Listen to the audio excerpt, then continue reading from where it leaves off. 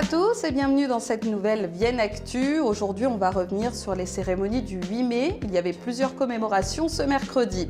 Un bon plan potager également. Comment bien le réussir? Quelles astuces? Nous avons tendu le micro à un expert dans cette édition. Et puis, ce sont les 2J depuis ce vendredi à Vienne. Vous pourrez en profiter encore demain. On commence d'abord par votre météo et le printemps a bien du mal à s'installer avec une journée bien perturbée demain. Vous aurez un risque d'averse et 11 degrés le matin à Pélussin, 12 à Givors, Vienne et Roussillon, de 17 à 19 degrés l'après-midi. Et attention, ce sera plus frais dimanche mais plus sec, 16 degrés l'après-midi à Pélussin, 17 à Vienne, Grigny et Salaise. Et on se rassure un petit peu pour la semaine prochaine avec le retour du soleil et normalement du redoux.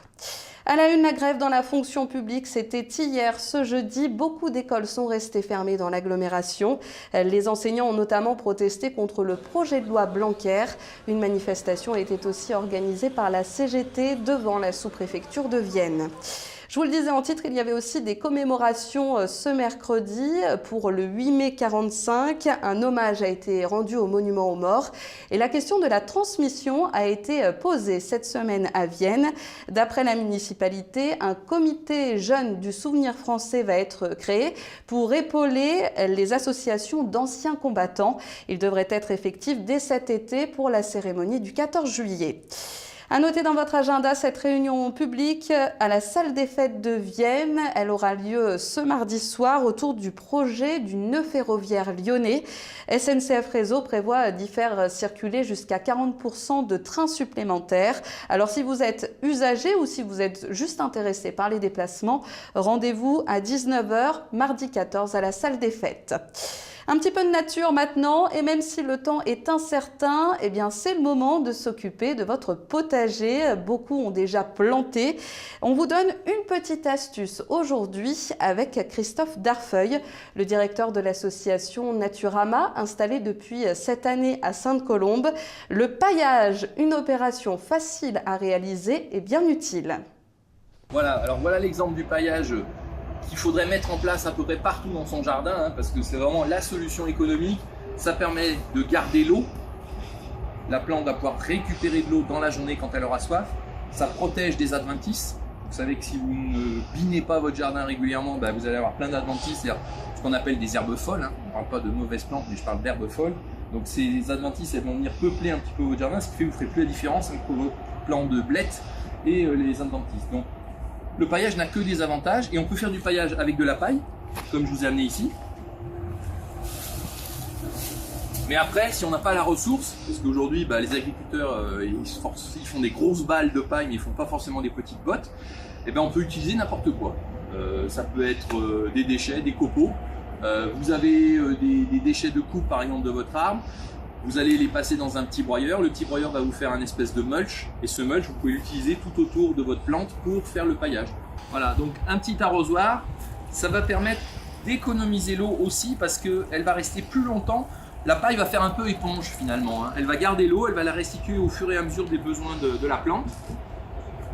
Et l'association propose des ateliers sur différentes thématiques. Pour le potager, le prochain atelier aura lieu le 25 mai autour de la maturité des plants.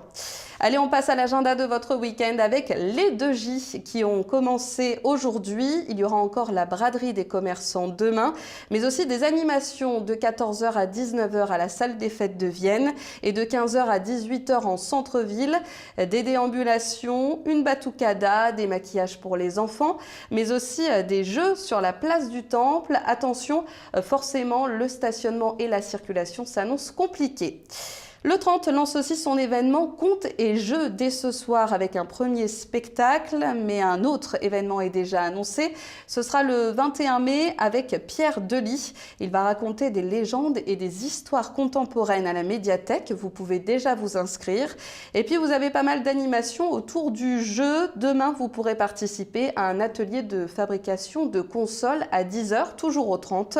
Et vous avez tout un programme disponible jusqu'au 5 juin. Devenez gladiateur également ce week-end avec un stage proposé au musée gallo-romain de Saint-Romain-en-Galles. Un stage d'immersion pour les adultes jusqu'à dimanche. Vous allez manger, vivre et même apprendre à vous battre comme un gladiateur. C'est une première et attention, le stage n'est réservé qu'à 15 participants. En bref, notez aussi le salon du terroir d'ici et d'ailleurs à Jardin ce dimanche. C'est la 5e édition avec plusieurs animations, notamment un concours de bûcheronnage, une ferme installée pour les enfants et puis différentes découvertes de produits autour de la salle Jean Monnet. Enfin, un petit peu de sport avec la Reventine également ce dimanche à Reventin. Les cyclistes vont parcourir le Pilat grâce à plusieurs parcours, 5 au total adaptés à tous les niveaux. Vous retrouvez toutes les infos sur le site lepetitbraquet.fr. Je vous souhaite un bon week-end et je vous laisse entre les mains de Jean-François Pibre à partir de vendredi prochain et pour quelques semaines. On se retrouve très vite sur Vienne TV.